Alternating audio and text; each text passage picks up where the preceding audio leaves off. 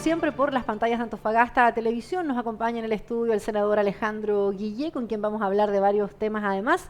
Lo más importante también para esta región, el mes de la minería, y a propósito de eso, algunos encuentros que se desarrollaron también en Antofagasta. Gracias por acompañarnos, senador. Muchas gracias, Carolina. Precisamente en el marco del mes de la minería, sesionó el Consejo Minero en Antofagasta, hubo ahí un encuentro importante también. Histórico, ¿eh? Y de manera bien, claro, bien, yo diría como hito. Aquí llegaron los grandes empresarios mineros de Chile y los representantes de empresas transnacionales y han sesionado en Antofagasta. Qué bueno, porque los empresarios locales, Marco Ramelich, por ejemplo, de la Asociación de Industriales, le pudo exponer una visión muy crítica de cómo ha sido nuestra relación con el clúster local. Y en el sector educacional. ¿Cómo es posible que la región más rica de Chile, en teoría, tiene estándares educacionales y rendimientos inferiores al promedio nacional? Y eso no significa que nuestros jóvenes están egresando sin capacidad de competencia frente a los migrantes, sea del extranjero o de otras partes de Chile, que nos están desplazando del mercado local. Entonces, todo esto tiene consecuencias y fue una muy buena discusión. Senador, y precisamente en ese contexto hay mucha preocupación. Se va a vivir un hito también esta semana, que es la inauguración de Chuqui Subterráneo, con ello todos los fantasmas que ya comienzan a tomar bastante forma respecto de la automatización en la industria minera, con cifras de desempleo que, si bien muestran pequeñas tendencias a la baja, no son significativas y sigue siendo muy alta la tasa, ¿cierto?, de desocupación, el rubro minero con una picada del precio del cobre. O sea, no hay un panorama ahí más bien oscuro y mucha incertidumbre y preocupación en las regiones del norte y en las regiones mineras en particular. Y en este marco, el mes de la minería, ¿cómo ve usted que se está dando precisamente este debate de cómo enfrenta Chile un poco lo que se nos viene muy pronto en todo fue caso? un tema de hoy, esta mañana, porque discutimos cómo la región enfrenta este desafío. Porque tú comprenderás que si tú tienes un estándar mundial en la minería, mundial en la energía, mundial en la astronomía, aquí va a venir la gente mejor del mundo a competir con los nortinos. Y si los antofagastinos, nuestros hijos, no salen con buena educación y con alta eficiencia de estándar mundial, lo van a desplazar nomás, van a ser otros, y por lo tanto tenemos que mejorar todos nuestros estándares y para eso hay que hacer una alianza. Y lo que nosotros le exigimos al sector productivo, alianzas. Por ejemplo, buenos ejemplos es el Liceo Don Bosco de Antofagasta y de Calama, que fue creado por los industriales con aporte de las mineras y además con apoyo de los salesianos, que son los administradores del proyecto educativo, la congregación salesiana. Bueno, ahí hay una alianza entre lo civil, lo religioso, o sea, aquí hay que juntar fuerzas para que la región, con lo mejor que tenga, salga a enfrentar. Y hay proyectos en otras partes, por ejemplo, el mismo Liceo Euloquio Gordo, que es una buena experiencia. Después tenemos en Calama el proyecto, el CFT de Calama, que nosotros queremos que sea un CFT junto con Codelco. De manera que, imagínate el prestigio de egresar de un CFT donde tu gran maestro, socio, es Codelco. O, por ejemplo, en el caso de Tocopilla, el Liceo Domingo Latrille, el Liceo Politécnico también de Tocopilla, si pudiera trabajar con las empresas de energía. Y hay conversaciones, senador, que se están dando, pero que tienen que concretarse. Pero para muchos ha llegado momentos, un poco, a lo mejor vamos a pasar, ¿cierto?, a discutir también en torno al litio, pero para muchos ha quedado esta gran deuda donde uno comienza a ver nuevamente, ¿cierto?, un precio del cobre bajo, no llegan estos superciclos al que se acostumbró la región del norte, está la automatización, lo decíamos, el tema del impuesto minero, del royalty minero, finalmente para muchos sigue siendo la gran deuda también, y eso es poco lo que se ha ido avanzando, porque lo que usted menciona son iniciativas que requieren voluntad, bienvenidas, obviamente, pero sin duda hay muchos que todavía señalan que ninguno de los gobiernos ha sido capaz un poco de tener esos recursos que la minería bien podría dejar, ¿cierto?, en esta zona. Usted habla de capacidad de educación que requiere, sin duda, acuérdense que está el impuesto específico, pero nos quitaron el impuesto específico después del terremoto para la reconstrucción el año 2010. El 14F, ¿tú te recuerdas toda la historia? Entonces echaron mano a este fondo que era nuestro y nunca lo devolvieron. Y eso es grave porque ese fondo es para desarrollar capacidades, no es para gastarlo haciendo infraestructura, sino que es crear capacidades. Por ejemplo, mejorar la educación, centros tecnológicos, científicos, innovación, para que la región no se quede detrás. Y eso tenemos que recuperarlo. Nosotros estamos trabajando el tema de la regionalización que hemos conversado antes. No solo el próximo año vamos a elegir los gobernadores regionales, sino que además estamos transfiriendo... Sí, yo estoy en la pelea total. Gano o gano, aquí no hay cuestiones. Pues si no, estamos perdidos. Como región te lo digo, si esto sigue como está, del nivel de centralismo que tiene el país, nadie se va a acordar de nosotros cuando baje el precio del cobre. Nadie va a venir a ayudarnos. Por lo tanto, hay que pelearlo ahora. Y entonces lo que nosotros estamos proponiendo, no solo la elección de gobernadores, traspaso de competencia, o sea, decisiones que se toman en el centro político, se tomen en las regiones. De manera que cuando elija un gobernador, el gobernador pueda cortar qué se hace, qué no se hace. Ahora, hay mecanismos participativos con la ciudadanía, hay condiciones de cómo se gastan los recursos públicos en materia de responsabilidad fiscal, transparencia, participación. Esos mecanismos se crean en la ley y por lo tanto eso hay que echarlo a caminar. Pero está faltando la ley de rentas regionales. Lo que nosotros queremos son dos cosas. No solo que se reparta mejor la torta por territorio, y nuestra región ahí está perjudicada en relación a lo que aporta, sino además que la decisión de en qué se invierte se toma en la región y no que se esté tomando en los ministerios o en las casas matrices de las grandes empresas acá en el territorio.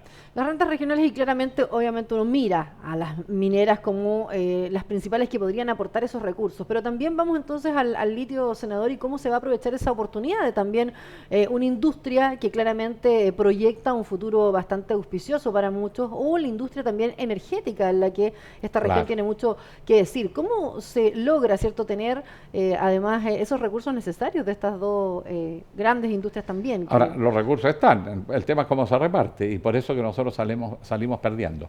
Nosotros somos campeones mundiales en producción de cobre, campeones mundiales ya en energía solar. Somos la experiencia que está en el mundo llamando la atención por lo rápido que creció, porque están todos los centros mineros, por razones obvias, había una necesidad y por lo tanto todo este cambio tecnológico nos va a transformar en potencia mundial en generación de energías limpias. Esa va a ser otra característica. Y bueno, la astronomía, por dar los ejemplos clásicos que uno da, que demuestra que nosotros estamos en estándar mundial y peleamos en las grandes ligas. Es la única región de Chile que tiene este potencial. Ni siquiera Santiago, Valparaíso, Concepción, nada. Es Antofagasta la que va a marcar. Por eso que es importante lo que pase acá, en todos los ámbitos. Y por supuesto que estamos peleando nosotros por tener más recursos en las regiones. Y hay varios mecanismos muy simples, que ni siquiera requiere ley. Por ejemplo, la ley de rentas, el Fondo Nacional de Desarrollo Regional, que es el pivote principal, es el porcentaje que las regiones reciben y que pueden invertir en desarrollo del territorio, que no son lo que viene por los ministerios, sino que es un fondo especial. Pero ese fondo es bien chiquitito, son 7% del total de la inversión pública. Si nosotros subimos eso a un 15% y en un largo plazo al 30%, ya con eso movimos la aguja. O sea, no necesitamos ni siquiera leyes, pero eso requiere voluntad política y queremos que quede por ley, porque si no depende de la arbitrariedad del gobierno de turno. Si viene un presidente que cree en las regiones, le pone más. Viene otro que no cree, recoge y nos da menos plata. Y nosotros no podemos desarrollar ningún plan de desarrollo si no tenemos certeza de los recursos también. Entonces, por ejemplo, el Fondo Nacional de Desarrollo Regional tiene que ir por ley, traspasándose gradualmente a las regiones.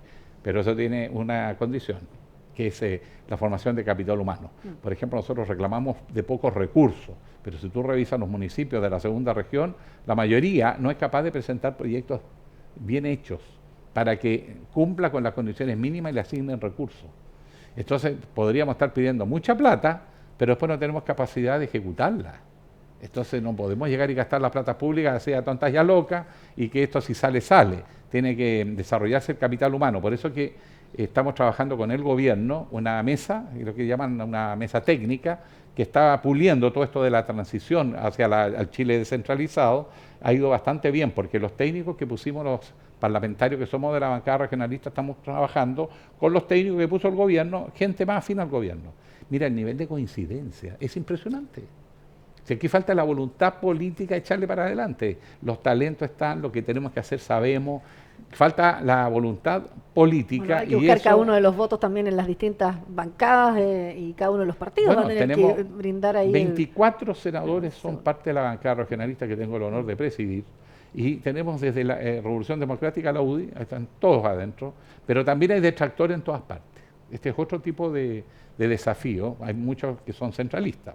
A algunos les pesa el centralismo democrático, al otro el centralismo conservador. Claro. Pero si nosotros no nos descentralizamos, yo te puedo asegurar que en 5 años más esta región se va para abajo.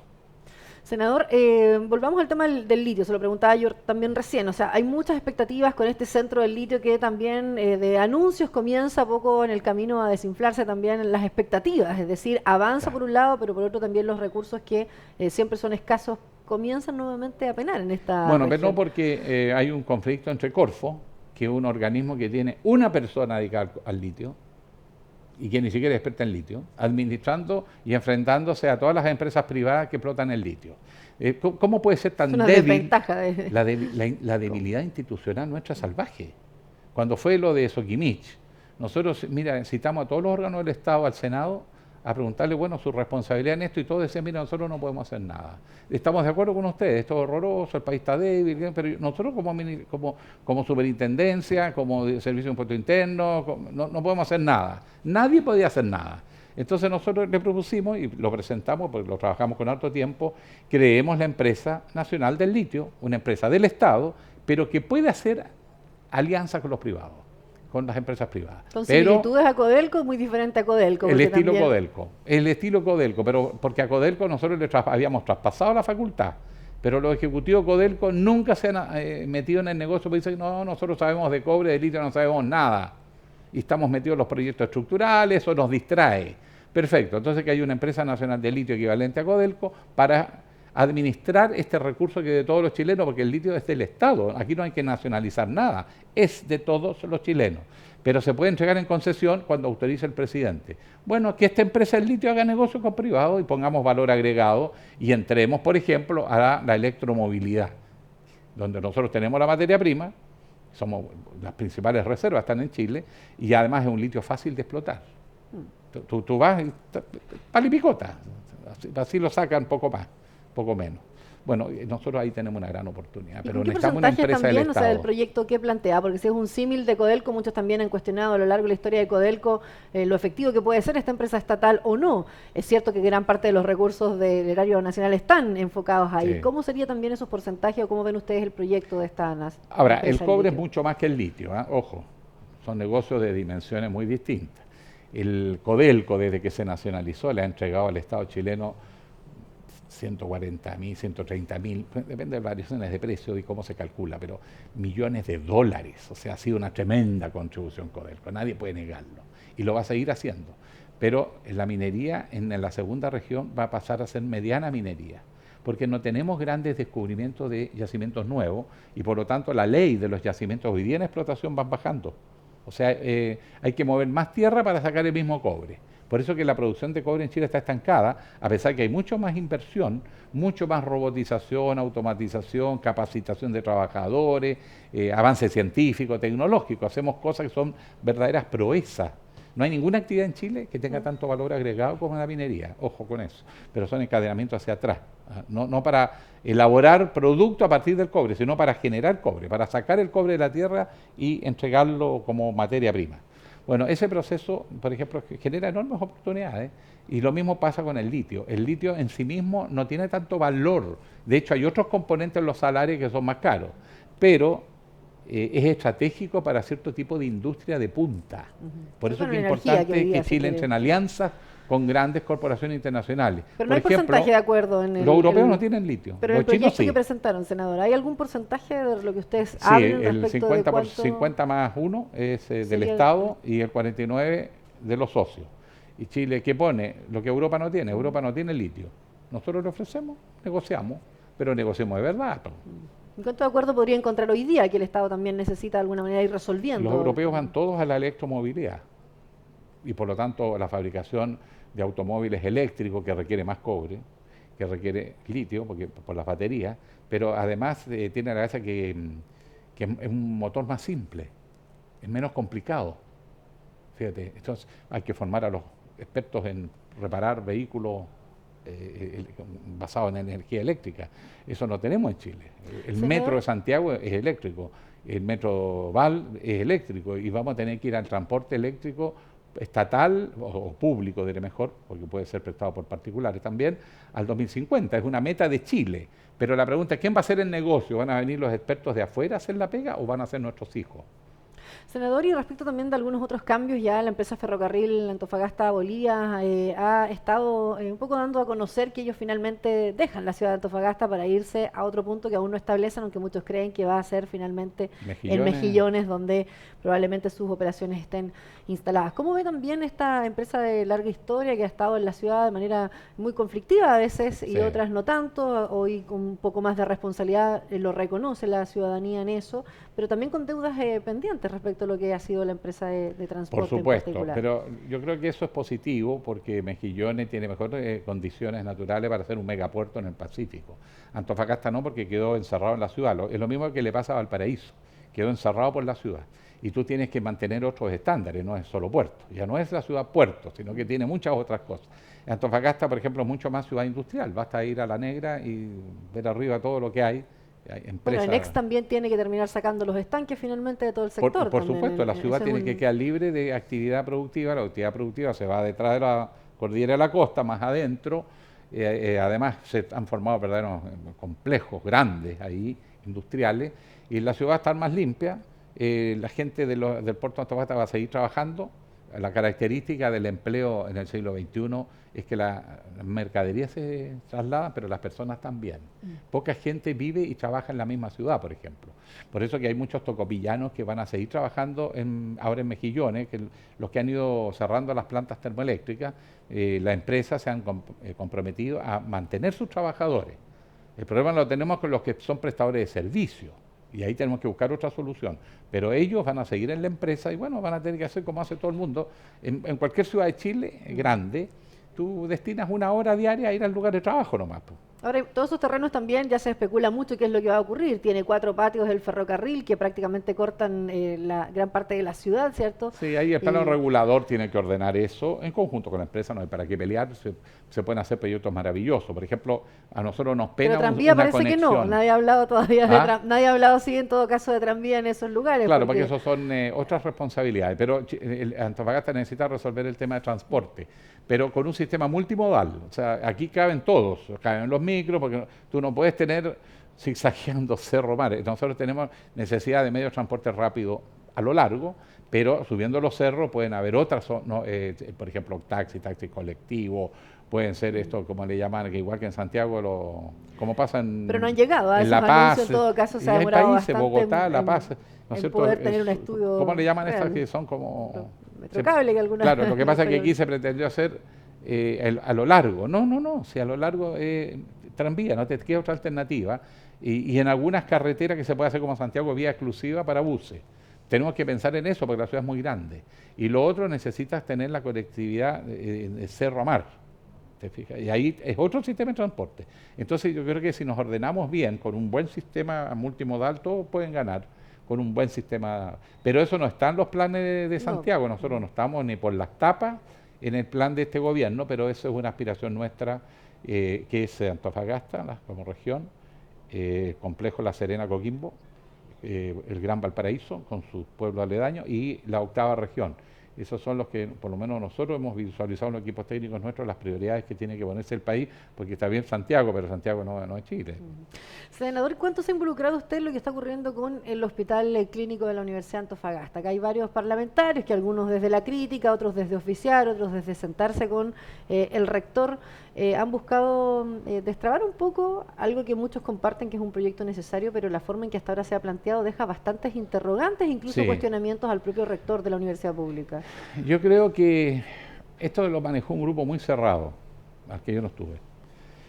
Nosotros dimos una pelea con la presidenta Bachelet que no se cerrara el hospital regional antiguo, porque la ciudad es muy larga, es muy grande, y segundo, el hospital que tenemos, si bien es cierto en tamaño e infraestructura, el más grande entre Lima y Santiago de Chile, ojo con eso, y el de, Calama también es espectacularmente bueno, solo que allá funciona bien. Acá está funcionando más o menos, un problema de gestión esa, no es de recursos. El problema que nosotros teníamos es que en la zona sur había que mantener un centro, y que puede prestar múltiples funciones. Entonces no era perderlo. Ahora, la universidad habló en esa época de crear un centro clínico, un hospital clínico para la universidad. No todo el edificio, una parte, nos pareció razonable y eso lo apoyamos. Pero hubo malas decisiones, creo yo, o equivocadas decisiones. se hizo muy cerrado, con poca transparencia, y eso les ha rebotado, y hoy día tienen que resolver un lío porque la universidad puede salir bastante endeudada de ese proyecto si no lo resuelve bien. Y nosotros estamos dispuestos a darle la espalda a la autoridad para que lo saque, pero eso tiene que hacerse con transparencia, con mecanismos legales intachables. Los equipos que son del Estado, ojo, porque aquí nosotros tenemos... Y que hasta ahora no se ha hecho nada pareciera con transparencia. Lo que pasa es que quedó mucho equipamiento. Las auditorías todavía no dicen dónde hay equipos que todavía están perdidos. Exactamente, todo eso tiene que transparentarse. Aquí no se puede hacer borrón y cuenta nueva, tiene que transparentar la universidad qué responsabilidad tiene, en cómo se ha gestionado eso. Yo una vez fui a hablar con el rector sobre este tema y no me dio, para ser sincero, mucho oxígeno. O sea, se incomodó. Bueno, yo fui a ayudar, no fui a pedir participar de esto, porque no es un negocio ni nada por el estilo. Me pareció que ya lo tenían canalizado y por lo tanto ya no influí en eso, ni me metí más. Pero si están en un problema y necesitan ayuda, la van a tener, pero con transparencia. Se despejan todas las dudas. Y además la universidad va a tener que asumir responsabilidades si hubo errores de gestión. Ahora, usted coincide en que se necesita sí la formación de especialistas, o sea, un hospital clínico, pero muchos defienden que también se requería quizás un hospital anexado al nuevo y que fuera parte del sistema público, en definitiva, que esos recursos se gastaran. Por eso que no era todo el edificio, eran un número de pisos, creo que eran 2 o 3, lo demás se mantenía con el sistema público para poder compensar, porque tú sabes que, pero ahí hay aspectos legales bien enredosos. El hospital nuevo trabaja con contrato. Cuando se llena las camas, hasta un determinado porcentaje, se empieza a pagar más por paciente. Entonces, si el Estado tiene un mecanismo para evitar que eso les ocurra, negocia mejores precios por cama, no sé si me explico. Pero la empresa te puede alegar que le estás haciendo una competencia desleal porque no estaba contemplado la competencia de este hospital. Hay unos líos ahí que tienen que despejarse. Estas cosas son legales, más allá de lo que uno le guste o no le guste. Y lo otro es que se creó una figura legal en su origen que no procedía porque aparecía teniendo, ¿cómo le llaman a esto? Vínculos comerciales. Y tú no puedes hacer traspaso de bienes públicos para negocios, por más que sea una universidad. Entonces ahí se hizo una mala figura, después se presentó otra figura que ya tiene un carácter más de fundación, que no tiene fines de lucro. Pero hay equipos que deberían estar en las dependencias de salud del ministerio y que se estaban traspasando. Y eso era discutible. Porque además nosotros tenemos, por ejemplo, el Centro del Cáncer, el Centro Oncológico, que habían equipos de ahí que podían estar prestando servicios en el Centro Oncológico. Entonces, no puedes desmantelar las instituciones de salud del Estado para un proyecto nuevo, porque esto es lo típico de vestir un santo para vestir otro, y no, pues se trata de que se aumenten las capacidades y que haya una política de inversión, y si hay que ir a pelear presupuesto, vamos a pelear el presupuesto para la universidad, pero no desvistamos el sistema público. Ahora, senador, como he visto también el gobierno regional en el último tiempo ha estado como un poco sobre la mesa también que el intendente ya tiene clara intención de postularse a gobernadores regionales, hablando precisamente de este tema hace un momento. Lo ve, obviamente, de forma natural, muchos pueden optar a estos cargos, pero en octubre tendría que renunciar y ahí vamos a ver si quiere ser o no ya oficialmente. Pero ve que esto esté afectando, porque por ahí denominan que casi el gobierno regional se ha convertido en una especie de comando más bien electoral, donde hay muchas intenciones políticas para las próximas elecciones, tanto de alcaldes como de... Bueno, si lo hace bien yo no tengo problema. Si lo hace mal, sí, y si está haciendo cosas ilegales, pero que yo sepa no ha pasado. Ahora, en octubre, la razón para evitar que quienes manejan recursos cuantiosos del Estado no empiecen a hacerse su propia campaña con esos recursos, por eso que la ley establece que se renuncie un año antes. Es un requisito que no existe para quienes postulan a cargo de personas que no tienen responsabilidad financiera ni administran recursos del Estado. Claro. Eso opera solo para aquellas autoridades que manejan recursos cuantiosos del Estado. En este caso, los intendentes que quieran ser candidatos a gobernador tienen que renunciar en octubre, es decir, un año antes de la elección. ¿De su sector no hay nombres claros para ese cargo, por ejemplo, el de gobernador regional? Por ahí se decía que Aurora Williams, quizás. No, sí, talentos tenemos, y la Aurora. Pero eso tiene que hacerse por primaria. Yo creo que hay que consultar a la ciudadanía, recuperar la confianza. Tenemos mucha gente buena, pero tenemos que armar equipos, tenemos que tener propuestas programáticas. Esta va a ser una elección muy programática, porque el que gane, sea el actual intendente o Aurora Williams, o el que las primarias decidan, van a tener que gobernar la región con muchas facultades y con recursos. Entonces van a tener que hacerlo muy bien. Y va a ser importante para las elecciones que vienen después también, tener quizás decisivo. Yo creo que el que gana las elecciones de gobernador del próximo año gana la presidencial siguiente. No me queda ninguna duda. También va a ayudar a las próximas senatoriales también. Exactamente, por eso que tiene que hacerse muy bien el proceso. Tenemos que trabajar desde ahora todos para tener buenos candidatos, tener propuestas programáticas convincentes y volcarnos a trabajar el proyecto de región que queremos, porque ahora vamos a poder avanzar. No todo al comienzo, pero esto vamos a encadenar un proceso de descentralización y en la medida que avancemos bien va a ir más rápido. Senador, se especula mucho también en los nombres. El otro día se hablaba de la dupla senatorial con Ward, por ejemplo, el ministro actual, y también Paulina Núñez, quien tiene intenciones senatoriales. Pedro Araya y usted, en su sector, ¿siguen siendo cartas que van a volver a estar quizás en la papeleta, senador? Porque por ahí también se decía que usted tiene intenciones incluso en Santiago, en la región metropolitana, y no por esta zona. No, yo soy antofagastino. Yo en la política siempre quise ser parlamentario porque sentía que mi familia le debe mucho a Antofagasta. Mi abuelo, que llegó acá emigrante del sur, era migrante chileno, trabajó en la salitrera, mi papá nació en la salitrera, él trabajó toda su vida en el servicio público, era ingeniero del MOP, ingeniero hidráulico.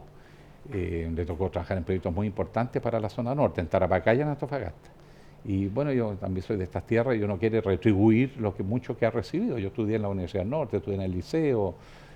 Tengo, mis historias personales están muy vinculadas al norte, aunque también viví ocasionalmente en otras ciudades, en Iquique y en Santiago. Pero es una manera de retribuir. Yo no tengo esa cosa de la vocación del poder, que la política. No, es una manera de retribuir. ¿Usted quiere volver a ser senador por la región de Antofagasta? Sí, me gusta. Fíjate, al comienzo estaba un poco frustrado, porque la política no es como uno cree, pues uno entra medio ingenuo y le pasan por arriba los camiones. Pero en la medida que, por ejemplo, pudimos sacar la descentralización del país, que era el eje de nuestra propuesta programática, descentralizar Chile, es la única manera que Antofagasta pueda desarrollarse, porque si no nos quitan todo y se lo llevan para la zona central y lo reparten en el resto del país, como pasa con el royalty minero. Nos quitaron el royalty minero, ahora el ministro habla de un 1%, tú escuchaste, a las inversiones sobre 10 millones de dólares, lo escuchaste. Es lo que propone el ministro, ya, lo dijo así, ¿no? Y así entendimos todo. Ahora no, ahora es un 35% va a la región donde está la actividad productiva y el resto lo pesca el fisco y lo reparte el fisco. No, pues. Eso no es descentralizar. Una vez más hacernos el gol. O sea, le queda trabajo entonces por hacer, vamos a tener... Sí, está la revolución de energías renovables, nosotros metimos harta mano con el ministro Pacheco. Antes que Pacheco fuera... apenas lo nombraron, él estaba recién, no se sabía que iba a ser, pero no estaba oficialmente. Yo había sido elegido senador, pero no estaba. Y en la casa de don Máximo Pacheco empezamos a trabajar el tema de cómo despegábamos las energías renovables en Chile. Y después, por ejemplo, con Pancho Chaguán, que es de RN, en la casa de él, en Viña del Mar, montamos cómo íbamos a hacer la campaña para la descentralización y empezar a embarcar a los demás senadores. Por eso que nosotros andamos siempre juntos viajando por todo Chile, porque ahí nació de esa complicidad esto de cómo descentralizamos el país, que es clave para Antofagasta. Y en general en los temas potentes que nos hemos metido, temas Fuerzas Armadas también, trabajamos en equipo porque así se trabaja. Una vez que tú eres candidato, compites, pero cuando ya eres elegido tienes que gobernar y tienes que asumir responsabilidades de gobernar. Gracias, senador, por acompañarnos en la entrevista. Gracias, Carolina. Muchas gracias. Nos reencontramos como siempre con otra entrevista por las pantallas de Antofagasta Televisión.